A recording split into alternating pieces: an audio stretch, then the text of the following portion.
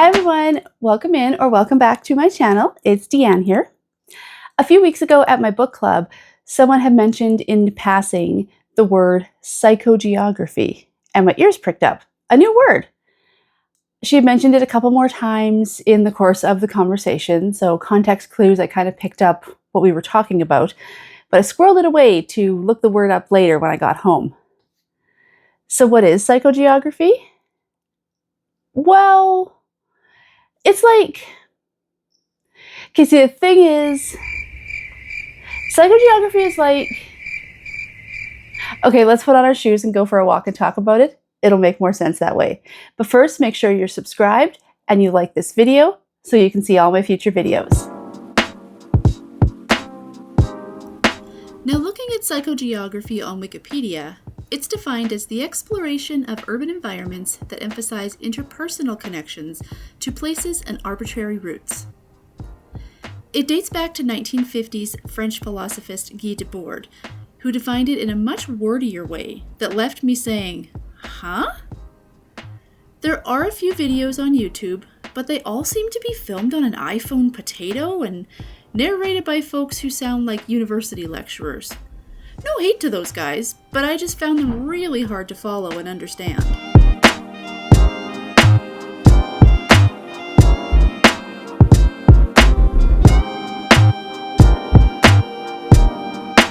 Here's how I've defined psychogeography for myself, now that it's become my current hyper-fixation. It's the idea that everyone leaves their mark on a place, and everyone sees a place just a little bit differently from the next person. A random street corner to some might be the most important place to another person, as that's where they were walking when their partner proposed to them. To you, this is an alley you take a shortcut through on the way to work, but to the kid in that house on the corner, it's where they learned how to ride a bike. Things have different meanings to different people, and that difference is the psychogeography.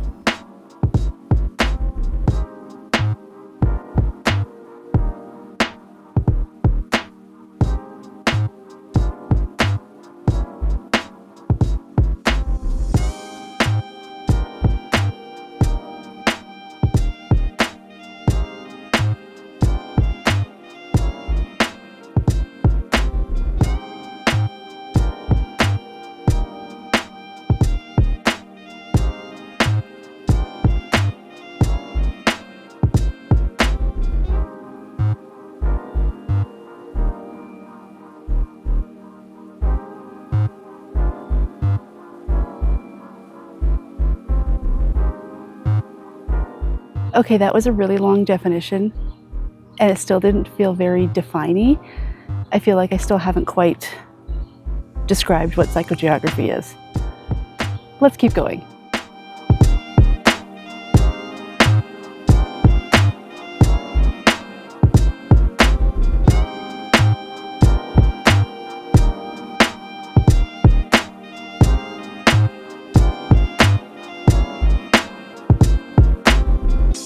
I think psychogeography also includes an element of curiosity. If you're a regular walker, you probably have a set path you take. You leave your house, go to the corner, turn right, walk all the way up that street to the school, cross the street, then come home. Or you go to your local park and you walk the loop.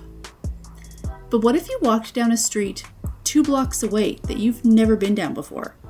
What if you walked slower and noticed all the details? Chances are, if you do it regularly, you'd feel more connected to your location, more grounded.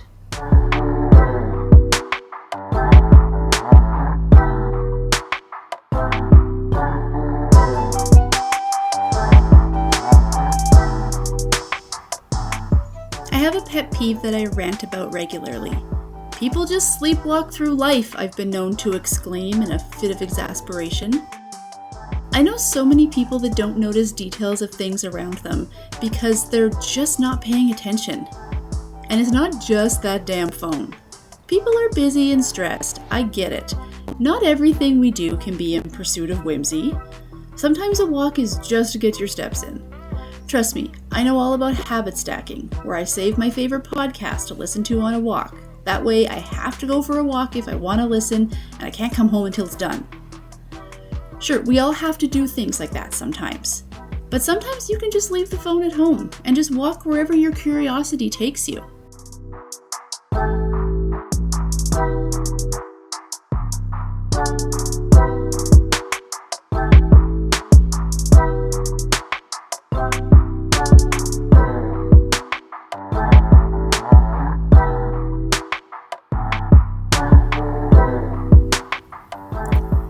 Learning about psychogeography reminded me of the Randonautica app that everyone was playing with a few years ago.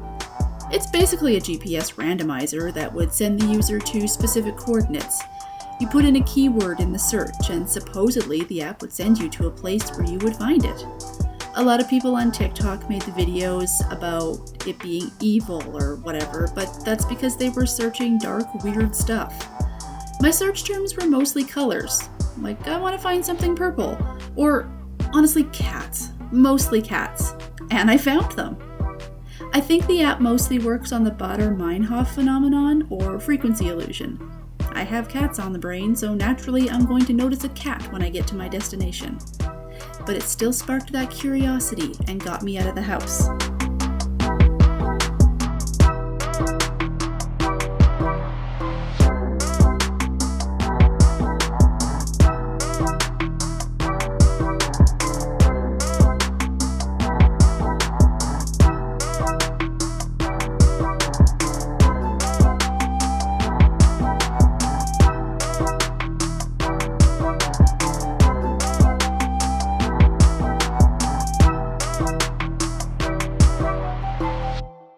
Okay, I'm back from my walk and I had to change my clothes because even though I did that walk at 9 o'clock this morning, it was already too damn hot. I was just like soaking wet by the time I got home.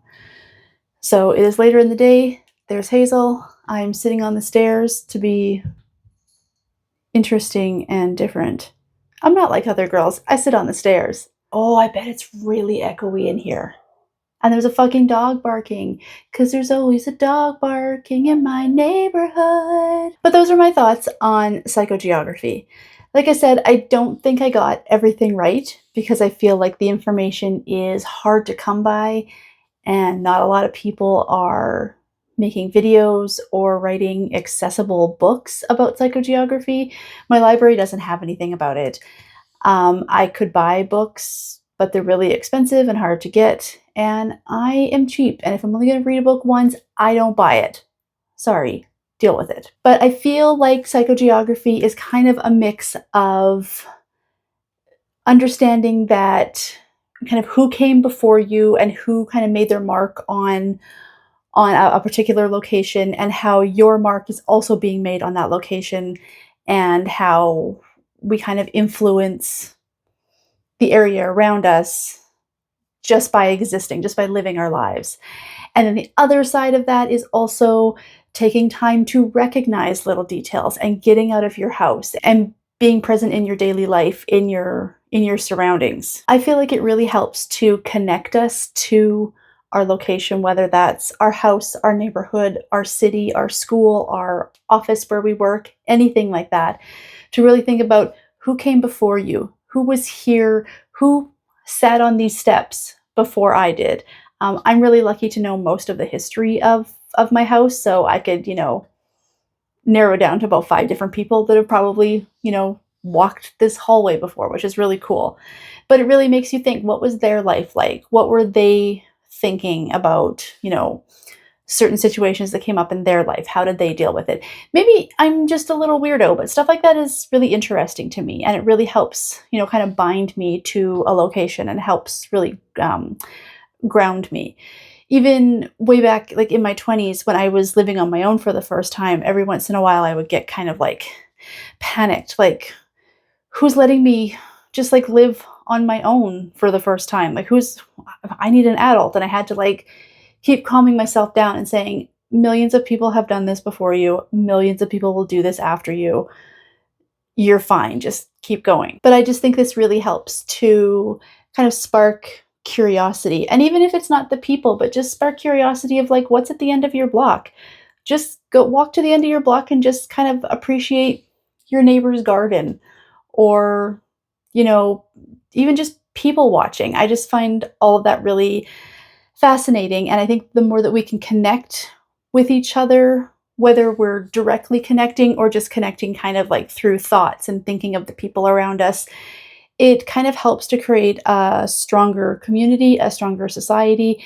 And we don't want to just remain kind of isolated and closed off in our little houses, just talking to the box in our hand all the time. So I hope this inspired you to maybe get out and go for a little walk, explore something new. Let me know if you go for a walk and if you discover something new.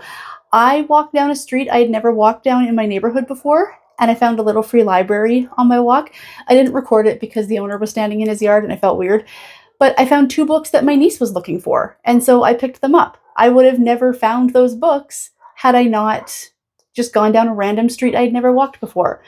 So take this as like a little nudge. Just go for a walk, see what you can find, and leave a comment below and let me know what you found, what kind of happened on your walk.